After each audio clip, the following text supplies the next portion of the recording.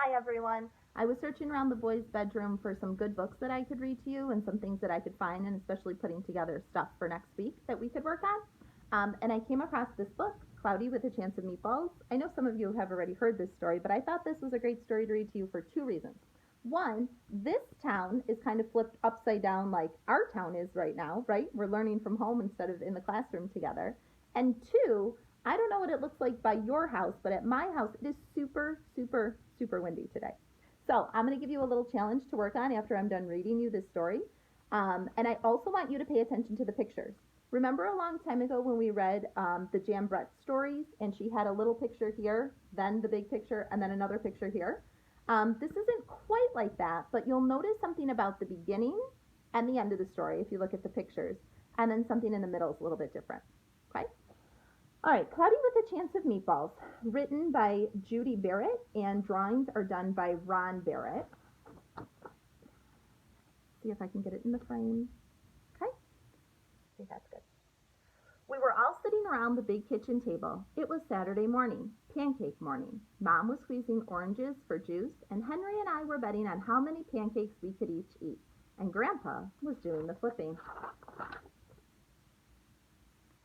Seconds later, something flew through the air heading towards the kitchen ceiling, oh boy, and landed right on Henry. Ah. After we realized that the flying object was only a pancake, we all laughed, even Grandpa. Breakfast continued quite uneventfully. All the other pancakes had landed in the pan, and all of them were eaten, even the one that landed on Henry's head. I noticed something a little bit changing here in the picture. That night, touched off by the pancake incident at breakfast, Grandpa told us the best tall tale bedtime story he had ever told. Across an ocean, over lots of huge bumpy mountains, across 3 hot deserts and 1 smaller ocean, there lay a tiny town of Chew and Swallow. You might be noticing something in the pictures. Here we go. In most ways, it was very much like any other tiny town. It had a main street. Sorry, I keep adjusting the book. It had a main street lined with stores, houses with trees and gardens around them, a schoolhouse and about 300 people, and some assorted dogs and cats. But there were no food stores in the town of Chew and Swallow. They didn't need anything. The sky supplied all the food that they could possibly want. The only thing that was really different about Chew and Swallow was the weather. It came 3 times a day, at breakfast, lunch, do you know the last one? Yeah, you got it. Everything that everyone ate came from the sky. Wow. Whatever the weather served, that was what you ate. But it never rained rain, and it never snowed snow, and it never blew just wind. It rained things like soup and juice, it snowed mashed potatoes and green peas, and sometimes the wind blew in storms of hamburgers. That sounds like a delicious one. The people could watch the weather report on television in the morning, and they would even hear a prediction for the next day's food. When the townspeople went outside, they carried their plates, cups, glasses, forks, spoons, knives, and napkins with them. That way, they would always be prepared for any kind of weather. If there were leftovers, and there usually were, the people took them home and put them in the refrigerators in case they got hungry in between meals. The menu varied. By the time they woke up in the morning, breakfast was coming down. After a brief shower of orange juice, low clouds and sunny side-up eggs moved in, followed by pieces of toast. Butter and jelly sprinkled down from the toast, and most of the time it rained milk afterwards. For lunch one day, frankfurters. What are frankfurters? Can you see them? Got a guess? Anyone? Yeah, hot dogs. Already in their rolls, blew in from the northwest at about 5 miles an hour. There were mustard clouds nearby, and then the wind shifted to the east and brought in baked beans. A drizzle of soda finished off the meal. Dinner one night consisted of lamb chops, becoming heavy at times with occasional ketchup. Periods of peas and baked potatoes were followed by gradual clearing, with a wonderful jello setting in the west. Okay, 2 things. One, when I said lamb chop, did that remind you of a character from another story? It was a chapter book. Okay. And the west, what did we say happens to the sun in the west? You think about that. The sanitation department of Chew and Swallow had a rather unusual job for a sanitation department. It had to remove the food that fell on the houses and sidewalks and lawns. The workers cleaned things up after every meal and fed all the dogs and cats. Then they emptied some of it into the surrounding oceans for the fish and the turtles and whales to eat. The rest of the food was put back into the earth so that the soil would be richer for the people's flower gardens. Life for the townspeople was delicious until the weather took a turn for the worst. One day there was nothing but gorgonzola cheese all day. Can you see the clothespins on their nose? Gorgonzola stinks. The next day there was only broccoli, all overcooked. And the next day there were Brussels sprouts and peanut butter with mayonnaise. Another day there was pea soup fog. No one could see what they were going, and they could barely find the rest of the meal that got stuck in the fog. The food was getting larger and larger, and so were the portions.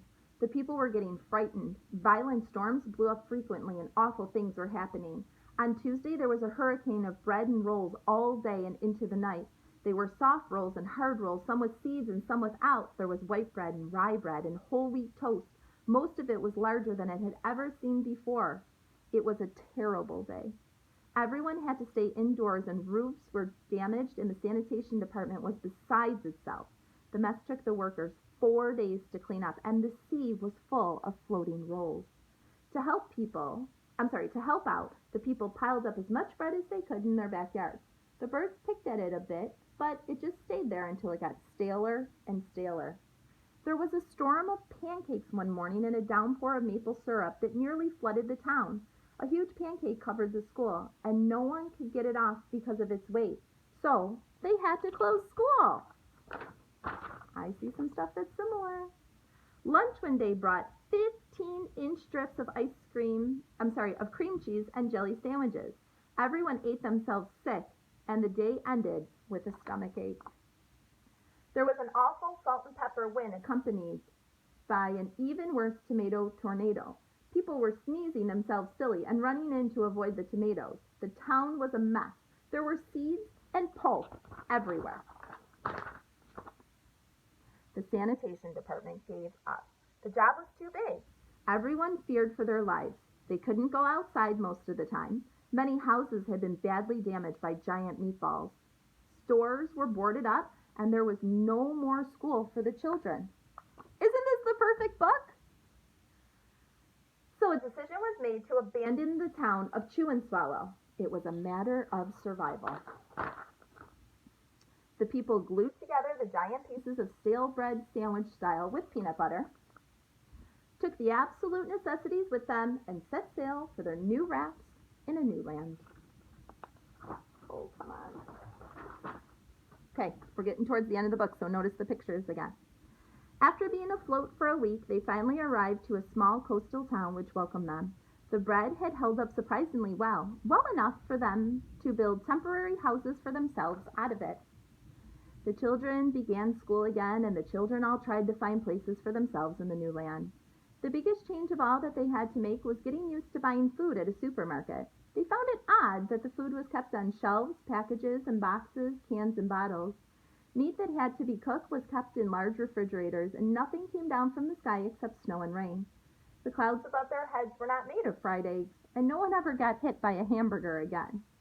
And nobody dared to go back to Chew and Swallow to find out what happened to it. They were too afraid. Henry and I were awake until the very end of Grandpa's story. I remember his goodnight kiss. Take a look at that picture. Anyone noticing what's happening at the beginning and the end of the pictures? The next morning we woke up to see snow falling out of the window. We ran downstairs for breakfast and ate it a little faster than usual so we could go sledding with Grandpa. It's funny, but even as we were sledding down the hill, we thought we saw a giant pat of butter at the top, and we could almost smell mashed potatoes. The end. Okay, here's a couple challenges that I have for you. The first one is I want you to write a story about if you wanted the weather report to be breakfast, lunch, and dinner, I want you to tell us 3 things that would fall from the sky. So tell us something that you would serve from the sky for breakfast, something you would serve for lunch that fell out of the sky, and something that you would serve for dinner that would fall out of the sky. Make sure that you used detailed pictures, lots of colors. Use all the colors in your crayon box like we do in the classroom, and draw pictures, and then your families can send those to me. And then I also want you to keep a real report of the weather. So for today and tomorrow, I want you to really report the weather, right? You can write it down, or you can take a video, and we'll see if there's a way that we can send videos to each other. I'm not quite there yet. But tell us what's really happening in the weather today and tomorrow. So I think that'll keep you busy for the rest of the afternoon. All right, guys, talk soon. Bye-bye.